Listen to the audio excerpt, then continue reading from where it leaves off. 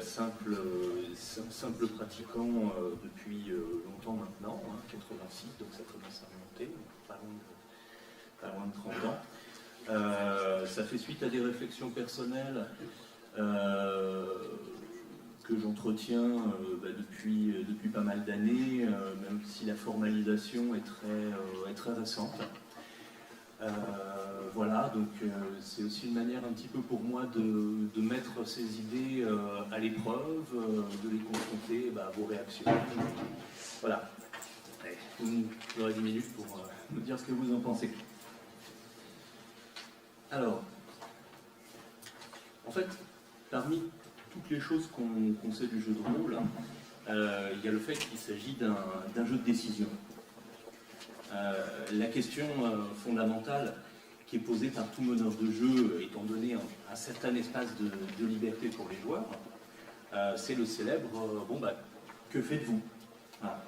Et cette question qu'il adresse constamment aux autres, il se la pose évidemment à lui-même. Sachant ça, pas mal de gens ont cherché à comprendre finalement les motivations des joueurs pour répondre à cette question, mais des motivations qui ne sont pas forcément évidentes, qui peuvent être des motivations un peu cachées, voilà, pour les joueurs, pour le meneur, pour savoir finalement qu'est-ce qui guidait leur logique de prise de décision. Alors, à la fois pour les comprendre, mais aussi pour les anticiper, alors que ce soit dans un but purement scientifique, ou dans un but au contraire assez pratique, pratique comme la réussite de la partie, tout simplement, hein, ou la création d'un jeu ou d'un scénario adapté à telle ou telle catégorie de joueurs en fonction du plaisir dont on imagine qu'ils vont en retirer. Alors, les manières les plus simples de procéder pour répondre à ces attentes, en fait, c'était de jouer grosso modo sur 2 leviers à l'origine, hein, des choses extrêmement basiques. De jouer déjà sur le genre littéraire et ses modulations, hein, bien sûr. Quand on sait qu'on a en face de soi des gens qui sont des fans de vampires, on va pas forcément leur faire le même scénario qu'il y a des gens qui sont fans de space opéra. Hein. C'est bête comme chou. Voilà. Et puis de jouer aussi sur le degré et la nature de la simulation. Voilà. Qui est évidemment un levier classique. Pour ceux qui ont déjà testé les deux, vous devez bien vous rendre compte que faire le même scénario en se basant sur les règles des 6 systèmes ou sur les règles de Rollmaster, c'est pas pareil. Ça ne rend pas exactement la même chose. D'ailleurs, l'occasion de s'apercevoir que le système, au-delà d'être un outil de simulation, est un outil profondément narratif. Alors, de manière générale, évidemment, c'est l'intuition du meneur de jeu hein, qui permet de faire tout ça. Bon, la connaissance de ses joueurs, de sa table, comme on dit, si la table en soi ne fait pas vraiment partie de la définition du jeu de rôle. Mais au service de ces démarches évidemment intuitives, il est possible d'imaginer des descriptions de catégories d'attente avec l'espoir de s'en faire une représentation suffisamment exacte pour qu'un jour on puisse établir, disons, une sorte de carte plus ou moins précise, voilà, qui nourrirait les réflexions à la fois scientifiques, mais aussi simplement des joueurs sur leur pratique, ou des professionnels du jeu pour créer plus et mieux. Alors, à ce jour, il y a plusieurs théories qui ont été imaginées, en particulier celles qui ont le plus fait florès, je pense, au cours du temps, sont celles qu'on trouve sur le site américain The Forge.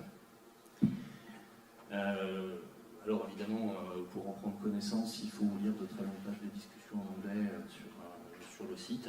Il y a un résumé qui est pas mal fait sur Wikipédia. Je vais vous dire 3 mots, hein, voilà, de ce qui s'est pensé. Vraiment 3 mots. Ça part en 80 quelqu'un qui s'appelle Jeffrey Johnson, qui cherche à décrire la manière de jouer, et qui dit, bah voilà, pour moi il y a deux axes. Alors, il y en a un qui est l'axe de la simulation tactique et qui va jusqu'à l'interprétation. Voilà, parce qu'on est plus simulation tactique, plus interprétation. On retrouve un petit peu ce qui s'est dit tout à l'heure, hein, aux origines du jeu. On va du pion vers le développement de la personnalité. Ça reprend assez cette idée. Et le deuxième axe, c'est est-ce que je le fais pour moi ou est-ce que je le fais de manière altruiste pour les besoins du groupe. Voilà, hein, égoïste ou pas. Bon, c'est une première idée, et finalement la conséquence pour son auteur de cette théorie, c'était qu'en adoptant une position qui serait à mi-chemin sur chacun de ces deux axes, dans la création du scénario, on avait toutes les chances de plaire au plus grand nombre. Voilà. Donc pourquoi pas. Alors il a fallu attendre quand même un certain temps avant que d'autres théories, peut-être plus abouties, se développent, notamment à la fin des années 90. Il y a un modèle qui a commencé à exister, qui était le modèle LDS, donc en français, ludique, dramatique, simulation. Puis chacun y est allé de son petit triptyque ou de son petit quadriptyque pendant un certain nombre d'années. Voilà, on a trouvé des choses comme World Story Challenge. Je vous laisse, je ne fais pas la traduction, je vous laisse imaginer les axes que ça présuppose. Gamist, Simulation Drama, Drama Modeling, Formal Rules, Character World Story Games, etc., etc., etc. On finit, je dirais, à stabiliser un petit peu les choses vers 98 avec les travaux de quelqu'un qui s'appelle Ron Edwards et la théorie dit GNS en anglais, Gamisme, Narrativism, Simulationism. Français, ça donne LNS, hein, ludisme, narrativisme, simulationnisme, et qui, voilà, globalement détermine trois axes pour ces réflexes, on va dire, des joueurs dans le cadre du jeu. Donc plaisir ludique lié à la réflexion tactique, à la recherche du succès, plaisir de créer une histoire mémorable, et plaisir d'imiter la réalité ou de la simuler par des règles. Dans la forme la plus aboutie de cette théorie, qui s'appelle le Peak Model, on utilise une espèce de graphisme imbriqué pour identifier les phénomènes qui déterminent toutes les attentes des joueurs, mais aussi pour permettre aux meneurs et aux créateurs de jeux de les anticiper, de s'organiser pour y répondre. Alors, ça donne en gros contrat social, exploration, qui est en fait la forme locale du contrat social, ouvrez les guillemets, hein, contrat social culturellement c'est américain dans la manière de dire, agenda créatif, qui va regrouper tout ce qui dérive donc de l'acronyme précédent, l'ENS, les techniques mises en œuvre pour y aboutir, et puis ce que l'auteur appelle les éphémères, qui sont en fait toutes les petites situations de jeu par lesquelles finalement tout ça vient s'incarner. Voilà. Alors, mon propos, là, je finis avec mon introduction, c'est pas de vous expliquer ça dans le détail, c'est de vous proposer finalement un modèle un peu différent, qui s'écarte de celui-là. Pas forcément pour le remettre en question, hein, mais pour simplement présenter quelque chose de différent et mettre en lumière éventuellement des phénomènes qui restent inapparents quand on se limite entre guillemets au modèle, au big modèle américain. Alors, j'y suis allé de mon propre acronyme évidemment parce que ça simplifie les choses entre guillemets. Le modèle que je propose, c'est le modèle SICE. Vous verrez qu'il y a une évolution possible dans l'acronyme du modèle. Alors, ce sont des initiales de quoi? Sociabilité, identification, créativité, expérimentation. Alors, on va prendre les quatre dans l'ordre. La sociabilité, tout d'abord. Le modèle américain est intéressant, c'est vrai, parce qu'il établit un lien de subordination entre des attentes qui sont situées en amont et à l'extérieur du jeu, et des attentes qui sont à l'intérieur de lui. Notamment le contrat social qui regroupe les raisons pour lesquelles un groupe de joueurs va se former. Alors, Là, pour le coup, j'ai une approche qui est assez comparable.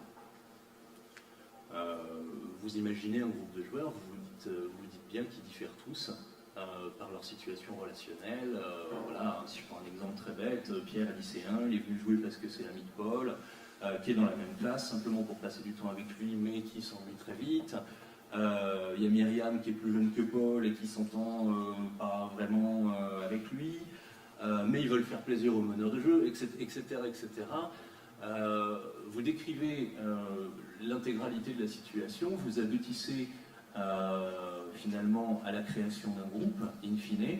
Chaque groupe va être différent, et les relations qu'ils ont indépendamment de leur goût et couleur en matière strictement ludique vont être des déterminants forts de tout ce qui va se passer à l'intérieur de la partie.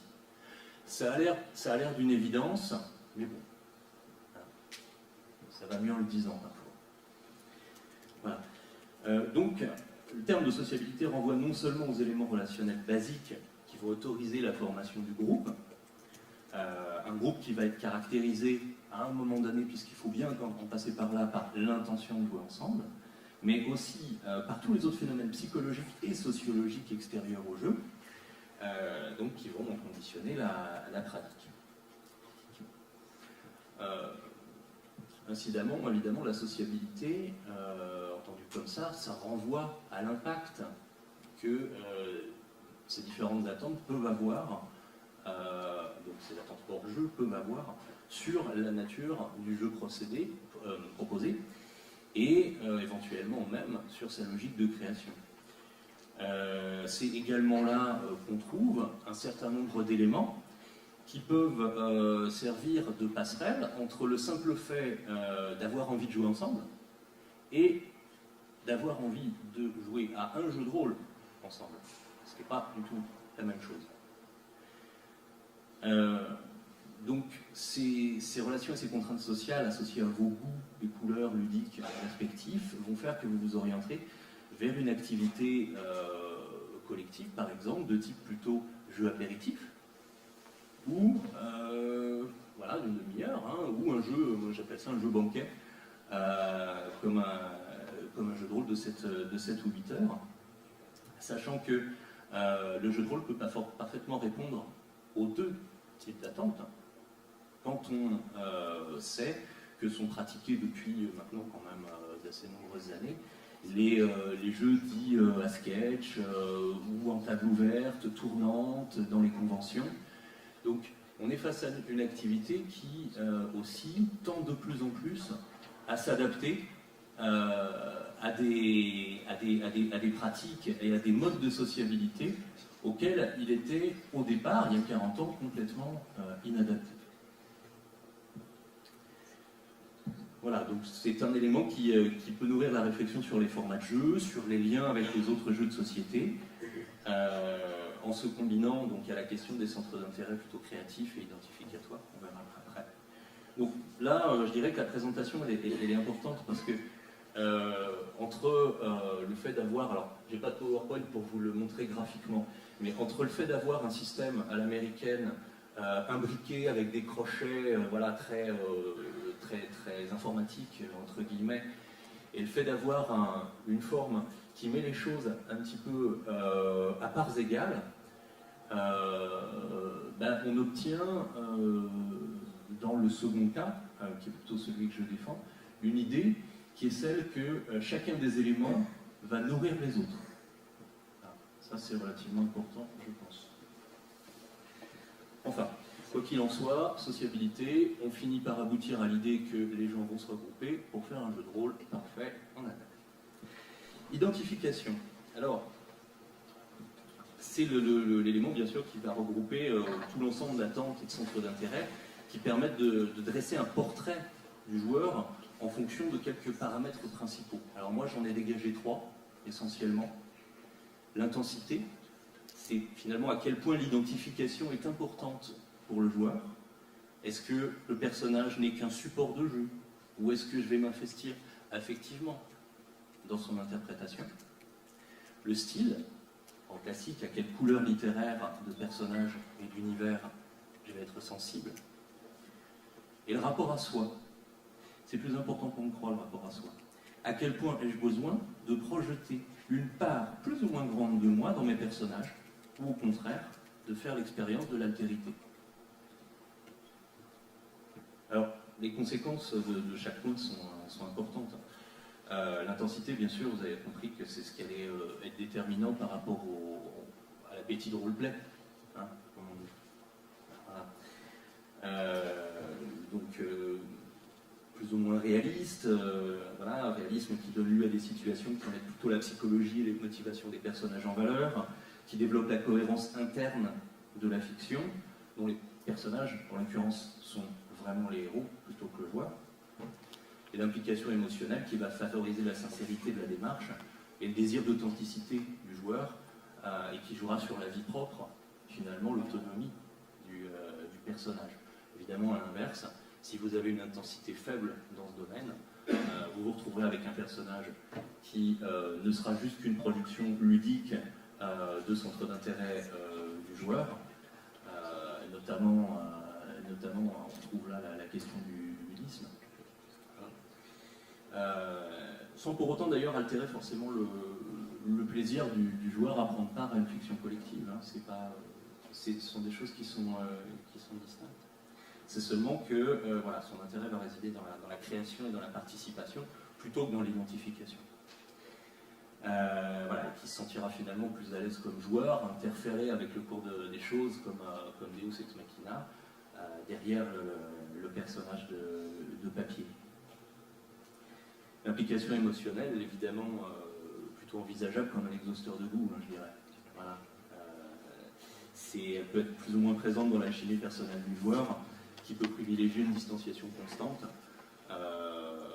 Voilà, notamment on va trouver ça chez des joueurs qui, sans raison particulière, vont être dans le refus d'utiliser la première personne, etc.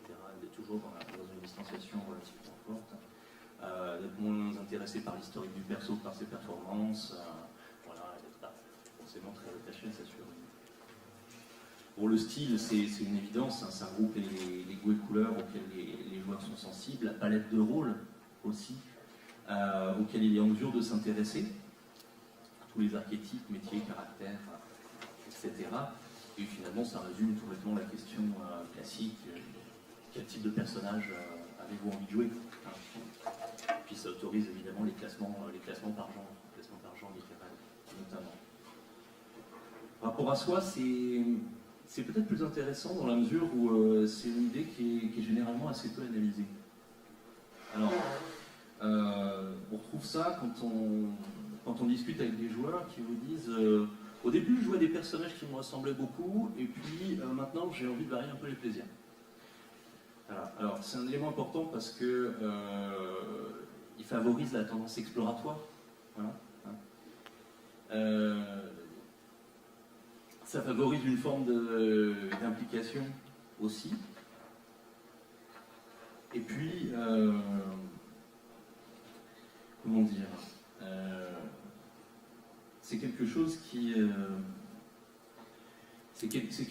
va déterminer le choix de jouer des personnages, par exemple, très caricaturaux.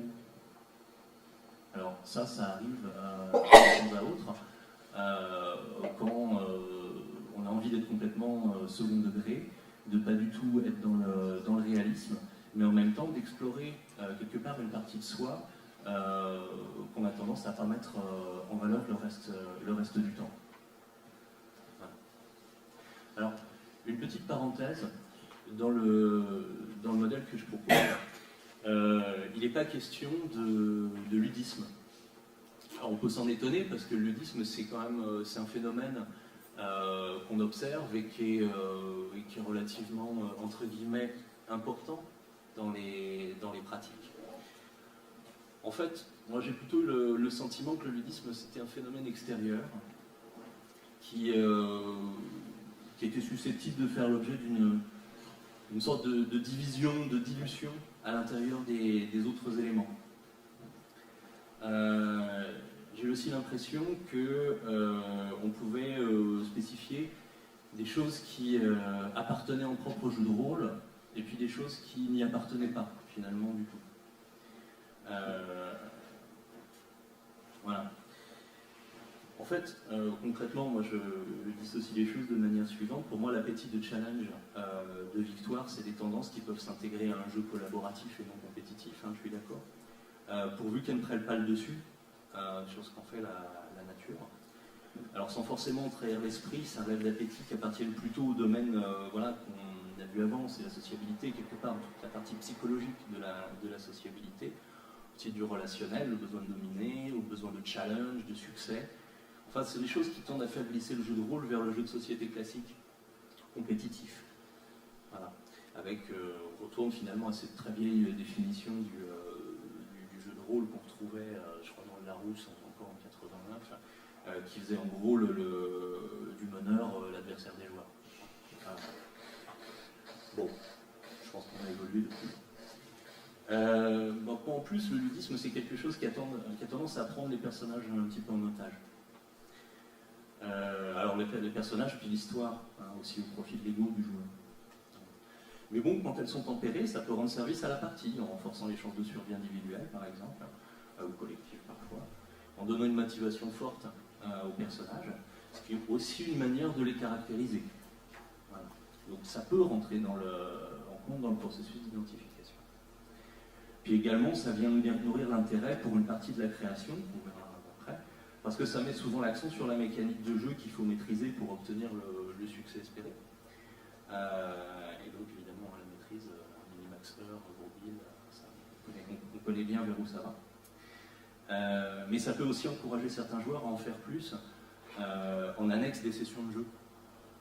Donc par différentes formes de contribution pour maintenir le rôle central finalement du personnage et donc du joueur au sein du groupe.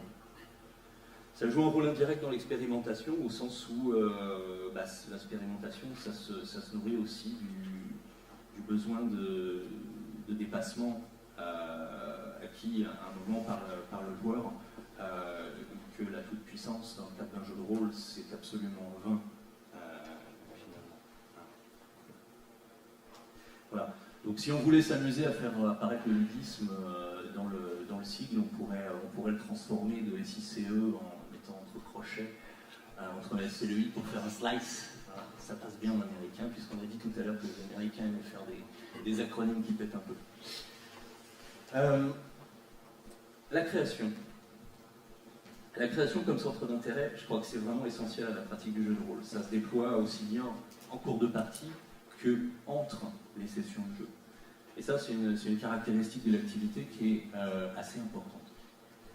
Ça rencontre deux phénomènes. En gros, je vous la fais courte, création fictionnelle, création technique. Bon, je ne vais pas analyser ce que chacun d'entre vous connaît par rapport à ça, c'est assez évident. C'est quelque chose que le meneur peut repérer chez ses joueurs pour améliorer finalement les parties, mais aussi pour suggérer à certains joueurs des pistes d'enrichissement. Alors, insister sur les centres d'intérêt créatifs, c'est aussi une manière de valoriser le jeu de rôle auprès d'interlocuteurs qui ne comprennent pas forcément le plaisir de l'identification. C'est un loisir, il faut se rappeler de ça, dont les prolongements culturels sont finalement extrêmement profonds. Donc j'en cite quelques-uns qui sont classiques mais qui méritent d'être rappelés. C'est quand même un outil de lecture sous des formes extrêmement variées. C'est quelque chose qui va vers le dessin, de portraits, de cartes, l'écriture de scénarios, de récits d'aventure, la constitution de playlists d'ambiance, la création d'accessoires, la recherche tout bêtement, la relation à l'histoire, même parfois aux mathématiques, précisément quand on veut faire de la création technique, ça peut aider. La maîtrise de temps à autre des nouvelles technologies, et pourquoi pas quand on fait du GN, l'escrime médiéval. Voilà. Donc en fait, le jeu de rôle, c'est bien connu pour offrir à chacun l'occasion de développer des compétences qui sont bien au-delà de ce à quoi ouvrent les autres loisirs, même si le fait que offrir de telles occasions ne garantit pas qu'un joueur donné ait la curiosité de les saisir et d'explorer tous ces domaines. En tout cas, les centres d'intérêt créatif sont très importants dans la définition des pratiques, ça c'est sûr. Enfin, l'expérimentation. Alors l'expérimentation, c'est quoi? C'est peut-être assez singulier de cette présentation. Pour moi, c'est une réflexion qu'on ne voit pas tellement développée dans les écrits sur le jeu de rôle auxquels j'ai eu accès, en tout cas à titre personnel. Ça concerne le fait que, comme dans beaucoup de fiction, il est fréquemment un moyen de dire quelque chose du monde réel. Comme jeu, ça offre la possibilité d'adopter des identifications stratégiques qui permettent de proposer une interprétation d'une réalité très différente de la sienne et d'en discuter avec les autres. Alors, je suis un homme, et si je jouais un personnage féminin? Tout bête. J'ai 40 ans, je suis bibliothécaire, et si je jouais un adolescent noir dans la Louisiane de 1930? J'expérimente.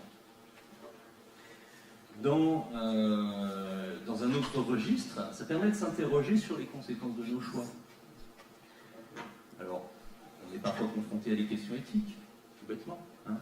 Voilà, qu'on revienne à la théorie des alignements de Donjons et Dragons dont on parlait tout à l'heure, qui à sa manière nourrissait cette réflexion sur les questions éthiques, ou qu'on soit simplement, sans parler de ça, face à des choix cruciaux qui poussent à s'interroger à titre personnel sur la valeur de la vie, voilà, sur la manière de conduire la vie d'un personnage, sur tout ce que ça peut impliquer aussi comment dire, de réalisme, de ne pas se ruer la tête la première dans le scénario, mais de se montrer cohérent par rapport à ce qu'il est, qui t'a obligé le meneur à improviser 8 heures d'affilée. C'est méchant, mais voilà. Enfin, il y a des rôles en plus qui prédisposent, notamment vous savez, les rôles politiques, les rôles cléricaux, toutes les magistratures. Voilà. Et aussi un rôle qui est évidemment, ça c'est assez drôle, très rarement choisi par les joueurs, généralement en raison de leur âge, qui est un statut d'autorité particulier, qui est le rôle parental. Alors, l'expérimentation, ça va aussi dans un autre sens, qui est l'expérimentation des questions scientifiques. Je crée une série de règles sur la gestion de la santé. Je m'interroge un peu sur le réel. Je simule des interactions humaines, des tâches techniques, cognitives. Je m'interroge forcément sur ce qu'il en est dans la réalité. Et je fais le choix de m'en écarter ou pas, pour telle ou telle raison. Voilà. Et pour moi, ces exemples types-là sont en fait que des manifestations particulières d'un principe qui est beaucoup plus vaste et qui les englobe intégralement, et qui, à mon avis, fait qui fait une partie de l'attachement que les rôlistes peuvent avoir pour leur loisir. C'est le fait que le monde, tout le monde, l'intégralité, soit globalement une page blanche. Et que l'acte fondateur de toute réalité soit entre vos mains. Ça renvoie conjointement à la notion de toute puissance. Toute puissance, même on pourrait qualifier de démiurgique. Et à la responsabilité qui s'y rattache. Voilà. Le jeu devient, en fait, sous des formes assez discrètes, un outil de confrontation au monde et un support d'expérience de pensée. C'est ça qui fait pour moi de l'expérimentation l'ensemble des attentes scientifiques et philosophiques des joueurs. Et ça forme, à mon sens, un horizon extrêmement singulier de l'expérience rôliste, d'autant plus que le jeu de rôle a la particularité de donner concrètement aux joueurs les moyens de profiter de ça, contrairement à la littérature, qui vous fournit juste la page blanche. Voilà. On pourrait lui associer le même niveau de liberté, en fait, c'est un petit peu différent. Alors, en fait, les moyens qui sont mis à la disposition du joueur par le jeu, moi j'en relève deux, essentiellement. Premier moyen, pour moi, il est relatif à la notion d'évolutivité ou d'adaptabilité du jeu. Il faut se rappeler ici que le jeu de rôle, l'une des définitions qui a cours depuis quelques années, le rapproche énormément du jouet. Alors peut-être vous avez vu passer ça. L'idée c'est que c'est quelque chose de complètement infini et de librement adaptable. que ce soit strictement précisé dans les règles ou que ce soit impliqué par 40 années d'habitude, c'est quelque chose qui est bien ancré dans les pratiques. Vous avez un jeu entre les mains, vous en faites ce que vous voulez. Et enfin, il y a une matérialisation, en général par la fiche de personnage, mais potentiellement par tout ce qui pourrait en tenir lieu, hein, une figurine, un pion, un dessin, la fiche de personnage, c'est pas un truc qui est totalement figé, qui se manifeste au final, quand on réfléchit un peu, comme un dispositif ontologique, c'est-à-dire comme un dispositif qui décrit ce qu'est localement un être en soi dans la réalité du jeu. Donc ça, ce sont des choses qui supportent une expérimentation qui est de nature, en fait, fondamentalement métaphysique et philosophique. Voilà. Et je pense que tout ça, je conclus en 3 mots, pour ne pas que nous débordions, implique un rapport au jeu qui permet de le comprendre comme un système de liberté à 3 degrés. Pour moi, le premier degré, c'est le degré qui est commun à tous les jeux. C'est entre guillemets la liberté hors jeu, la liberté de jouer. Hein. Vous avez connaissance plus ou moins de ce qu'on a dit Roger Caillois, j'imagine. Liberté dans le jeu, que ce soit choix guidé d'un alter ego, liberté de choix très grande, même en fonction des paramètres locaux, infinitude du jeu, liberté d'adaptation, comme je viens de le dire, mais aussi liberté par le jeu, et j'en terminerai avec ça, qui est vécu comme une occasion structurée de faire des expériences fictionnelles individuelles ou partagées, d'utiliser le jeu comme outil de connaissance du monde et comme cadre d'une liberté métaphysique dont, à mon sens, je crois qu'elle caractérise profondément la nature de l'activité, au point d'expliquer les sentiments d'un certain nombre de joueurs à son sujet et l'orientation de leur pratique.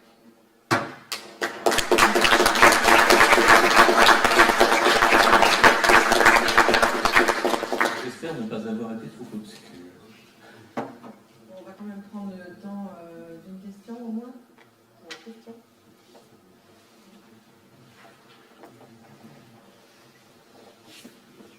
Bonjour. Est-ce que vous pouvez véritablement utiliser la même théorie, le même système pour le meneur de jeu que pour les joueurs, en prenant en compte que leur expérience est fondamentalement différente, leur expérience de jeu et en tant que conception, que préparation, que débriefing, etc.